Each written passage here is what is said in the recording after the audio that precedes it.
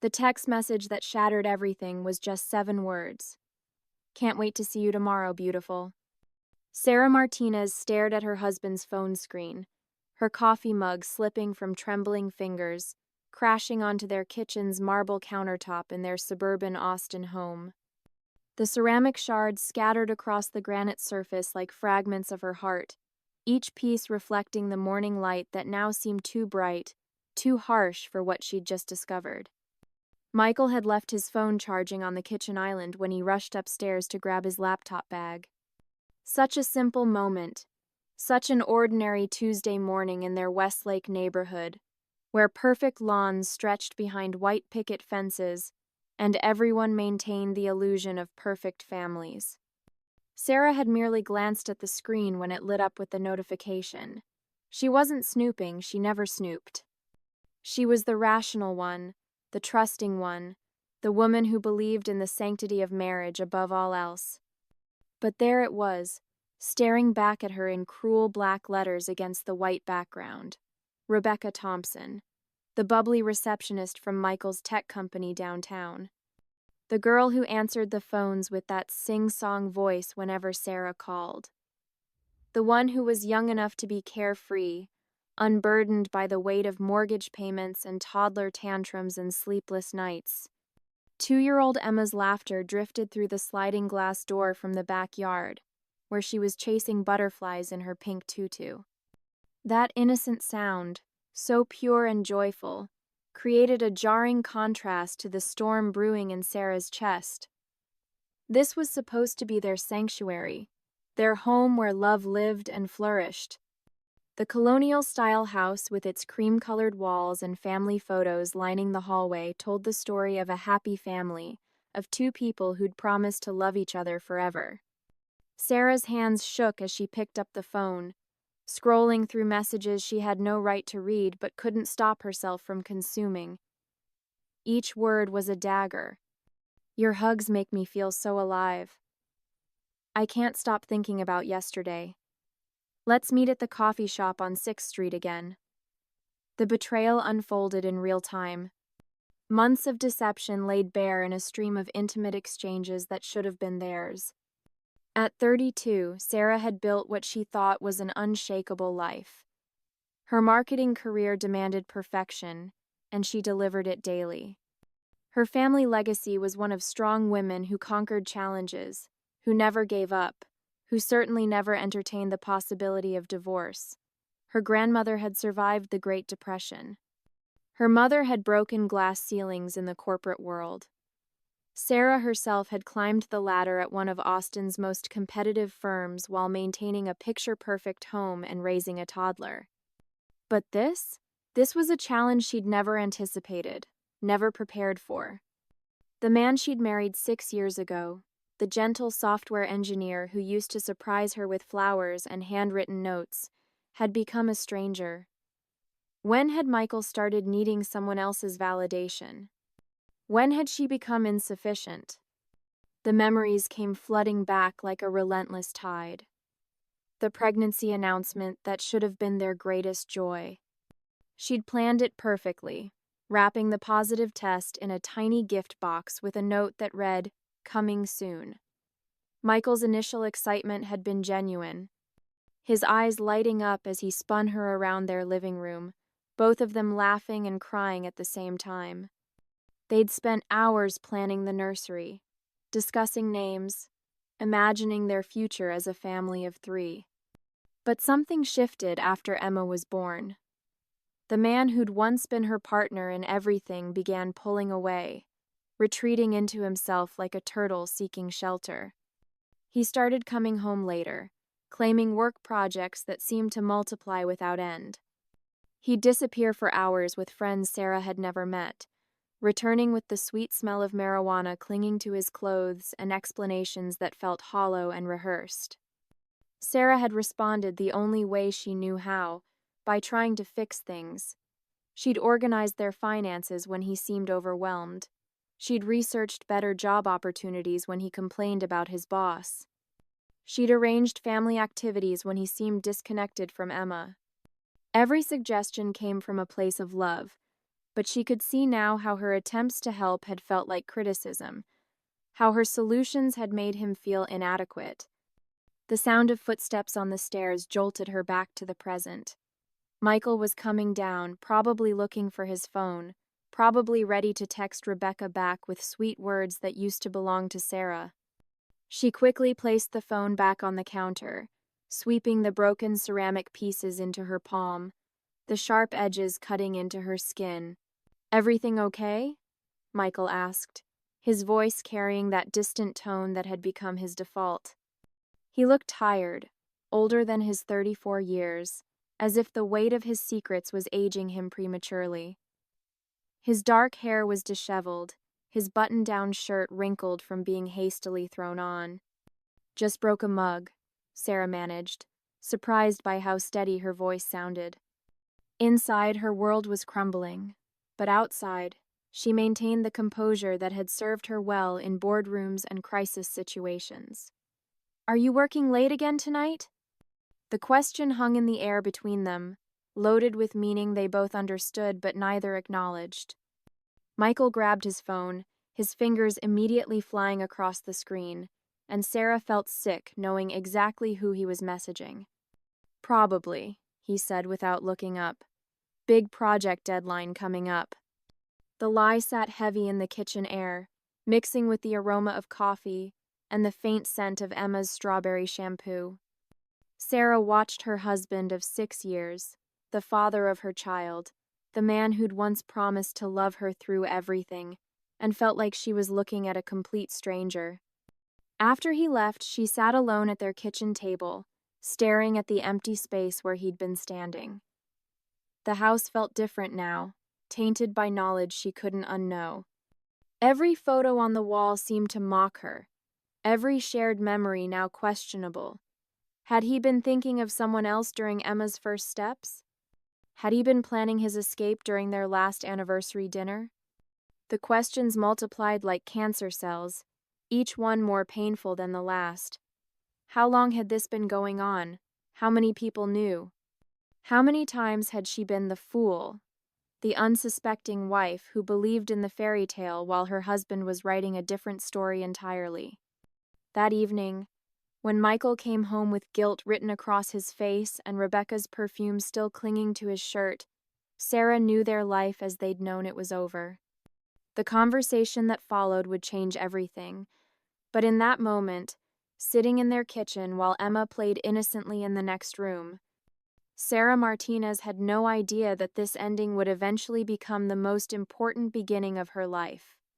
She twisted her wedding ring around her finger, noticing for the first time how Michael's had started to look loose on his hand, as if it no longer fit the man he'd become. The symbol of their eternal bond now felt like a weight around her finger, a reminder of promises that had been quietly broken while she wasn't looking.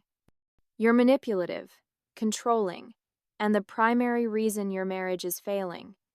Dr. Patricia Williams delivered this verdict with clinical precision, leaving Sarah gasping for air in the sterile office that smelled of vanilla candles and false hope. The Austin Marriage and Family Therapy Center had seemed like salvation 3 weeks ago, but now felt like a courtroom where Sarah was permanently cast as the guilty party. The certificates on the wall proclaimed Dr. Williams' 23 years of expertise, but what the glowing reviews hadn't mentioned was her talent for choosing sides. Sarah had come seeking tools to rebuild her marriage, guidance on navigating infidelity's aftermath. Instead, she found herself in the defendant's chair, accused of crimes she couldn't understand or defend against. "Michael has clearly expressed his need for independence," Dr. Williams continued, her voice carrying unquestionable authority. "Your response has been to increase control and manipulation.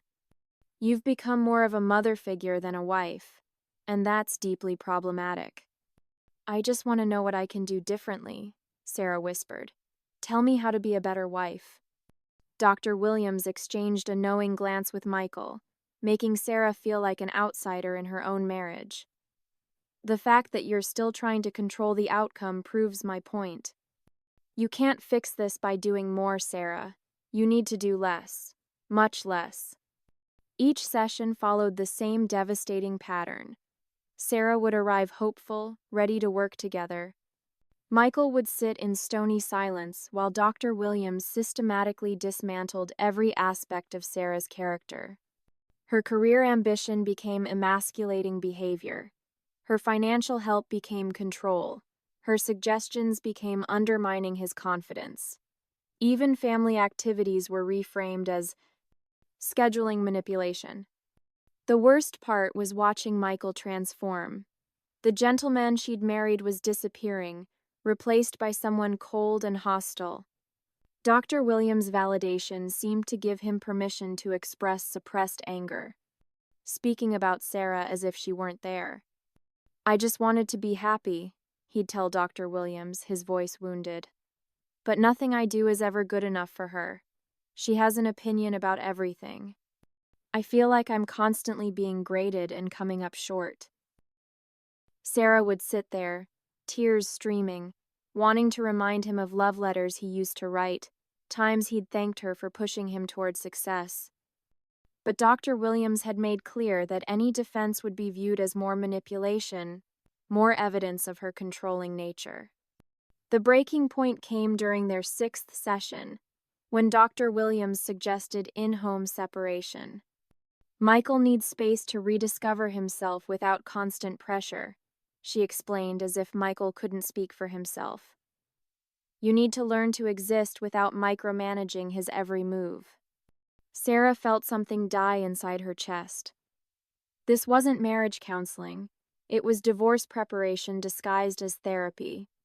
She'd paid thousands to watch her marriage be systematically dismantled by someone supposed to help rebuild it. Michael had ended things with Rebecca Thompson, or so he claimed. Sarah learned this through a mutual friend, not from Michael himself. For a brief moment, she'd hoped that removing the other woman might give them a chance to heal. But the damage ran deeper than infidelity. The respect and affection they'd once shared had been poisoned by months of Dr. Williams' toxic intervention. The financial separation came next. Separate bank accounts, blocked insurance access, divided credit cards. Michael methodically cut Sarah off from every shared aspect of their life, following Dr. Williams' roadmap for healthy boundaries. Sarah scrambled to establish her own financial identity, opening accounts she'd never needed before. The isolation was complete. Michael blocked her from streaming accounts, cloud storage, even grocery delivery. Each small severance felt like another paper cut, insignificant alone but collectively devastating. Sarah was being erased from the life they'd built together, one password change at a time. The text message arrived on a Wednesday evening in late January. Sarah was giving Emma a bath when her phone buzzed. "I can't do this anymore. After Emma goes to bed tonight, I'm leaving." She finished Emma's bath on autopilot, reading bedtime stories with a voice that didn't shake, tucking her daughter in with kisses that tasted like tears. Then she stood in the hallway, listening to Michael pack the remnants of their life together into suitcases. He left without ceremony, without explanation, without looking back. Sarah watched from the living room window as he loaded his car, her wedding ring feeling like a weight around her finger.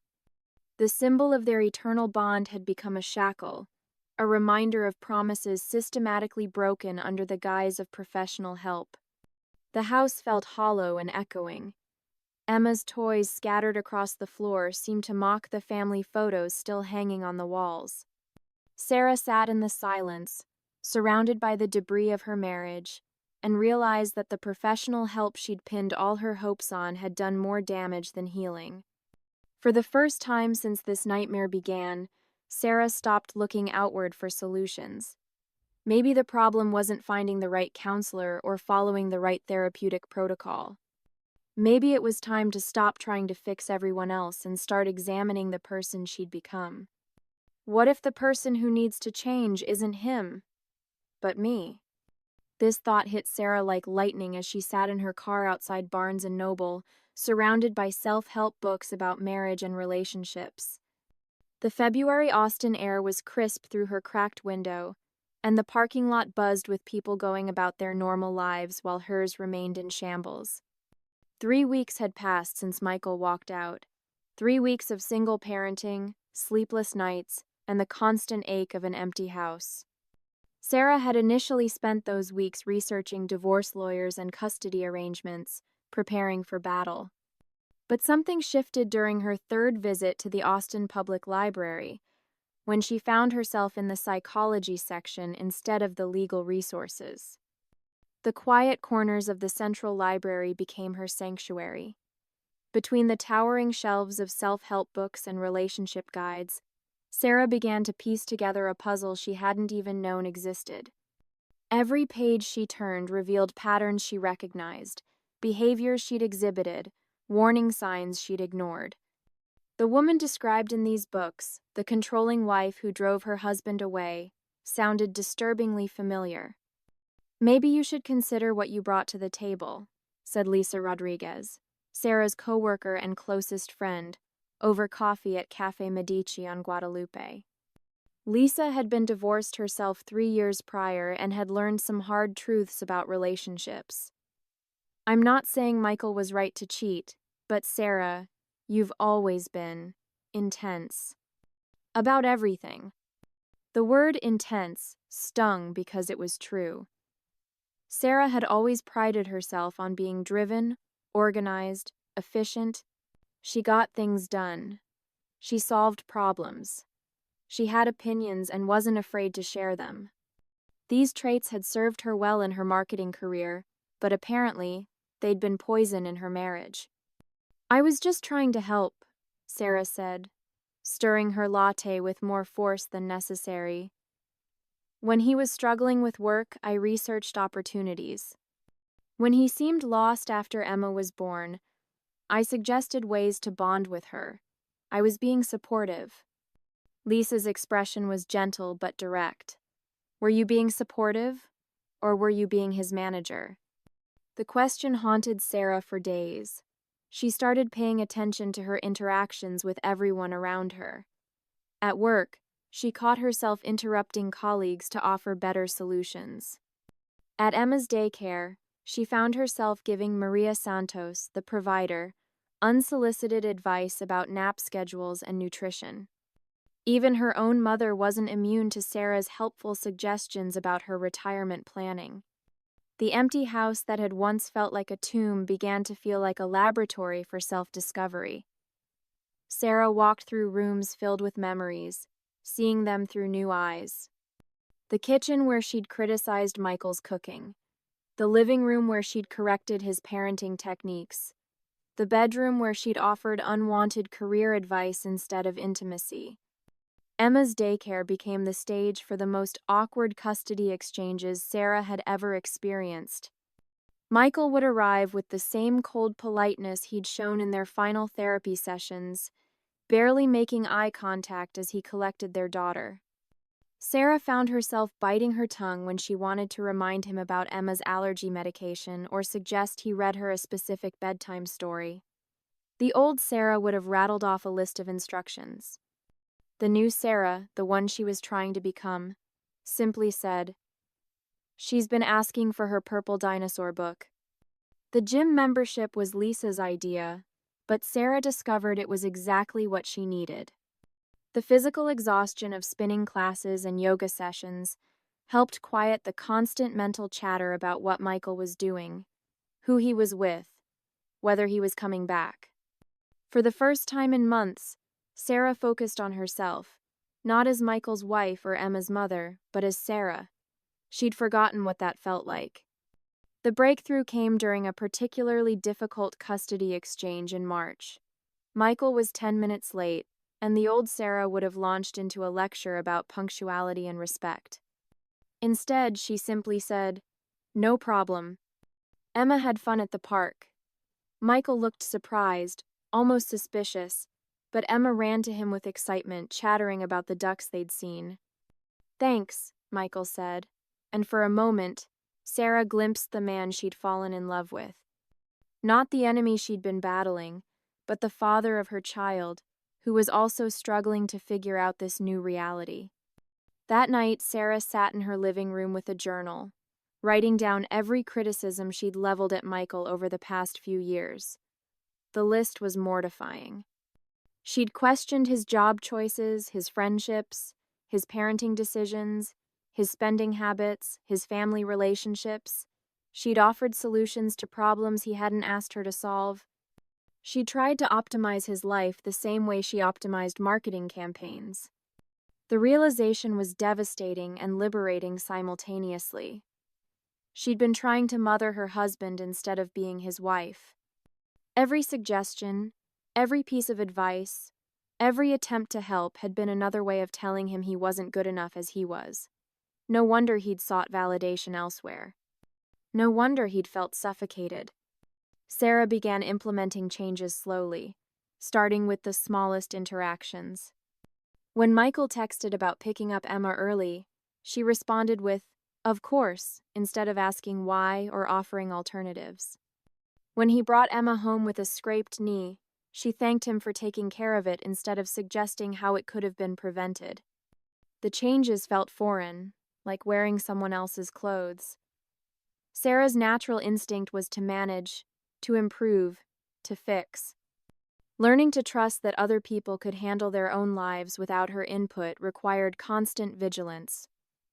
She practiced at work, biting her tongue when colleagues made decisions she wouldn't have made. She practiced with her mother, listening to complaints about the neighbors' loud music without offering solutions. Most importantly, Sarah began focusing on her own happiness. She signed up for a photography class, something she'd always wanted to try but never had time for. She started reading fiction again, losing herself in stories that had nothing to do with relationships or self-improvement. She went to concerts and art exhibits, rediscovering the woman she'd been before marriage and motherhood had defined her entire identity. The transformation wasn't linear.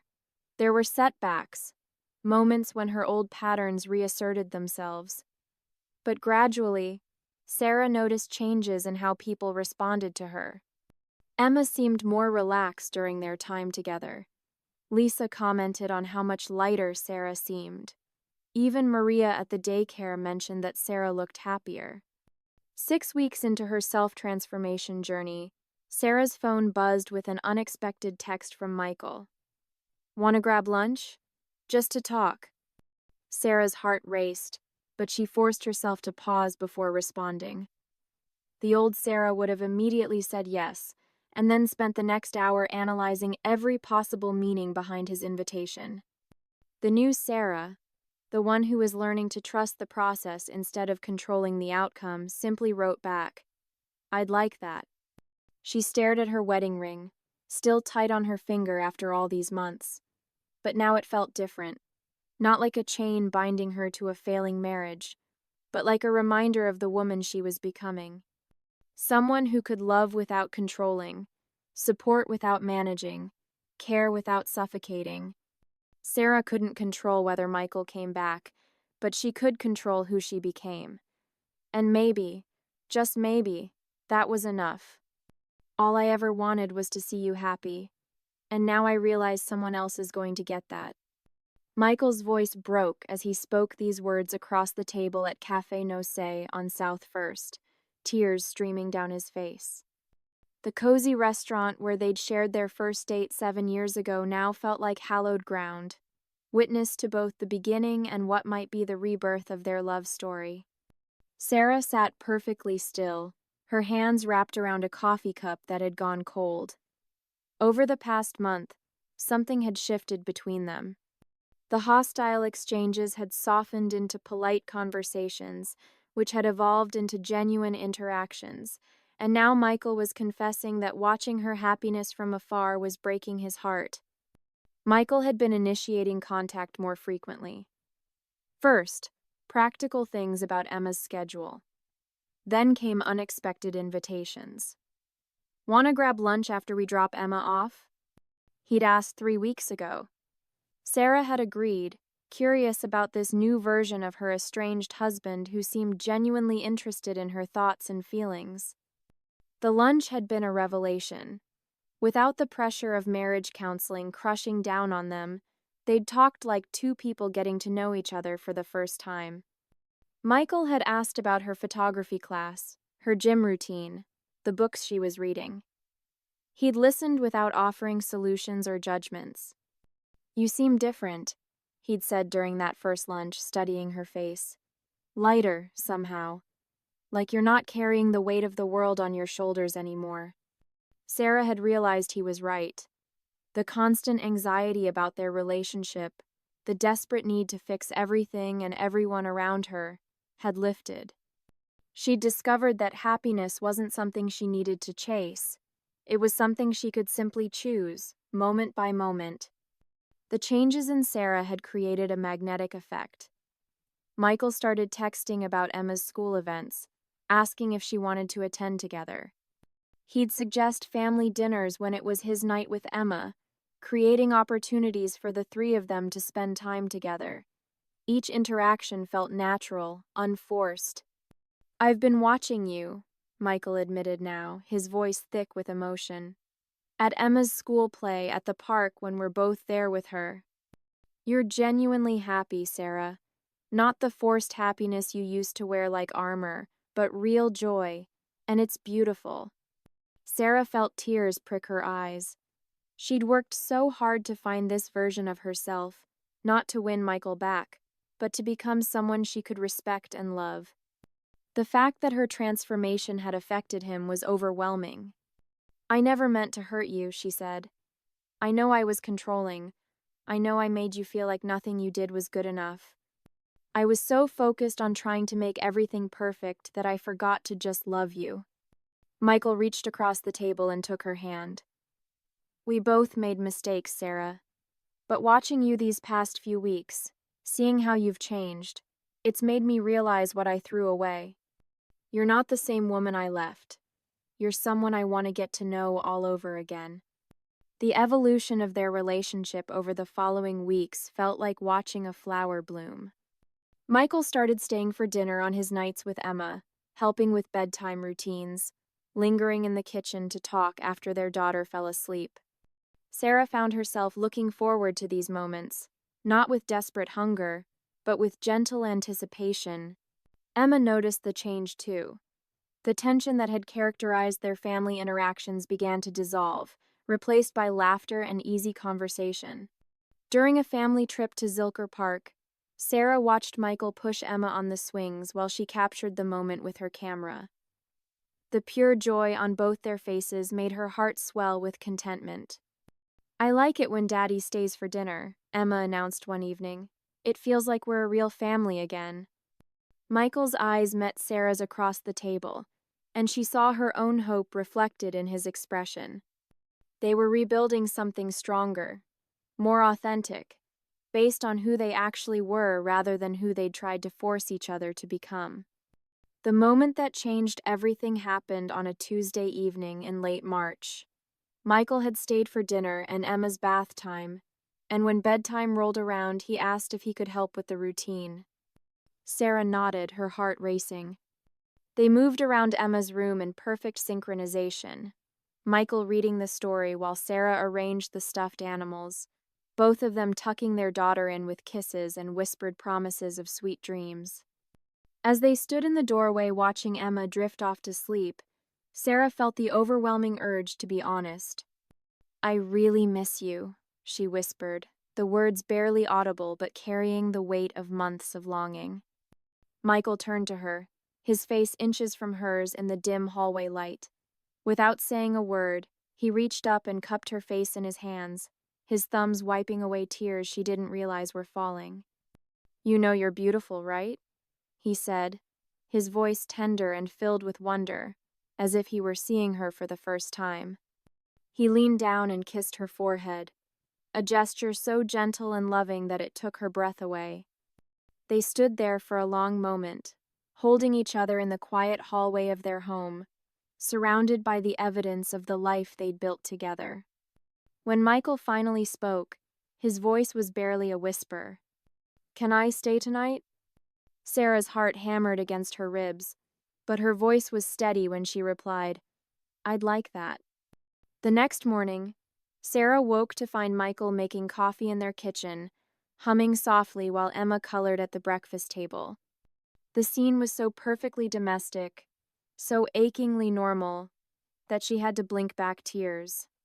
"Good morning," he said, handing her a cup of coffee made exactly the way she liked it.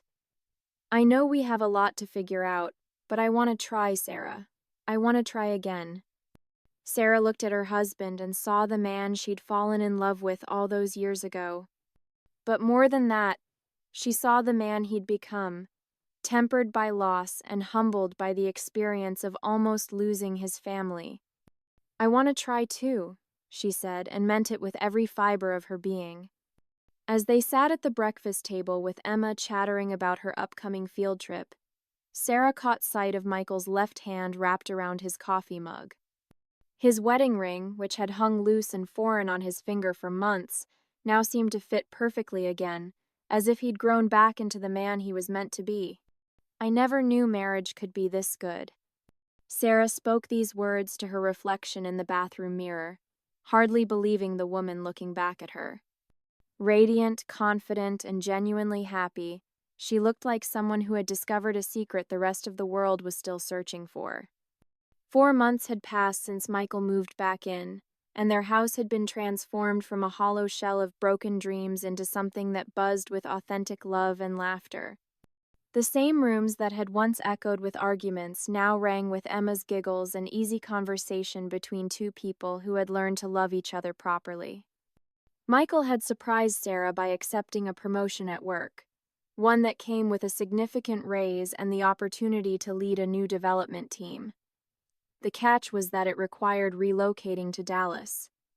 The old Sarah would have panicked at leaving her established career and support system. The new Sarah saw it as an adventure they could face together. "We're really doing this," Michael said, wrapping his arms around her waist as she stood at the kitchen sink, looking out at their backyard where Emma was chasing fireflies. "New city, new house, new beginning." Sarah leaned back against his chest, marveling at how natural this felt.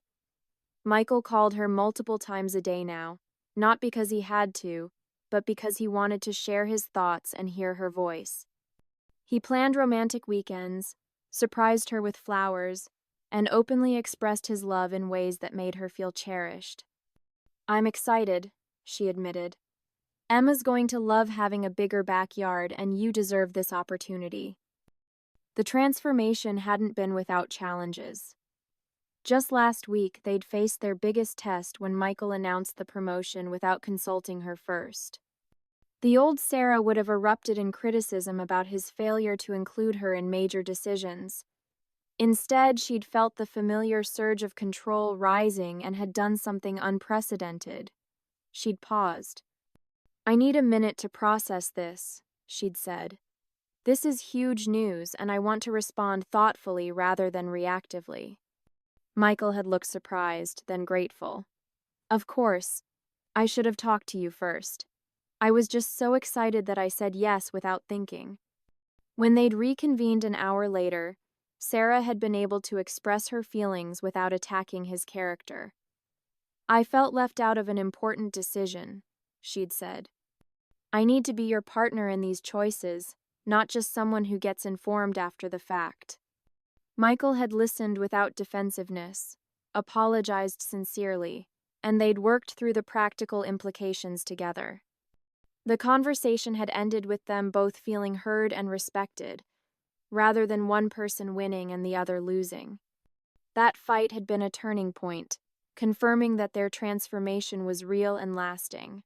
They'd learned to choose love over control, partnership over power, understanding over being understood. Emma's 4th birthday party the following weekend had been a celebration of more than just another year of life. For the first time in months, both parents were truly present, not just physically but emotionally. Sarah watched Michael help Emma blow out her candles, his face glowing with pure joy, and felt her heart swell with gratitude for this second chance. "Mommy, are you and Daddy going to stay together forever now?" Emma had asked later, her small face serious as Sarah tucked her into bed. "We're going to try our very best," Sarah had replied, smoothing her daughter's hair. "We love each other very much, and we love you most of all." Their weekends had become adventures again.